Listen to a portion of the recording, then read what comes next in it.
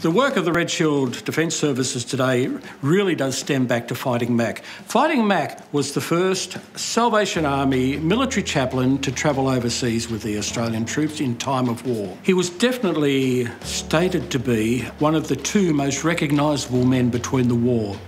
Why he was known is because of what he did for the soldiers. The fact that he was right up the front with them, the fact that he was virtually going into battle with them, and the fact that he buried them on spot, the fact that he brought the wounded in from the battlefields, those sorts of things endear the soldier to the person who does it. The reputation of Fighting Mac did form this wonderful bond with the Australian soldier or the Australian serviceman in World War I that carried on into World War II. And soldiers in World War II would say, I remember the salvos in the First World War, because some of them served in both, and others, they said, my father said the Salvation Army will be there.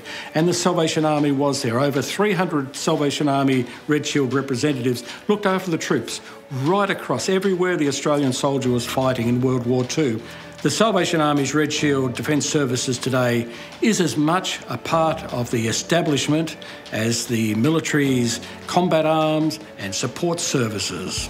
G'day, I'm Major Rusty Lawson, Senior Representative, Red Shield Defence Services, Puckapunyal. Members of the Red Shield Defence Services team on their various bases provide support in barracks, in the field training environment, and also work alongside the families of serving members. We go forth with our mobile hop-ins, giving a cup of cold water, a hot tea or coffee, a cup of cordial, some bickies out in the field, and we provide a listening ear that enables people to offload what sometimes is a stressful work situation or even personal situations where things aren't going quite right in life. Life in the Australian Army can be one that throws all sorts of things at you. Some of the situations that soldiers find themselves in doing their duty overseas places a lot of personal pressure on them. And as such, being able to come alongside and support them is both a privilege and an honour, and they need that because to function properly, we all need to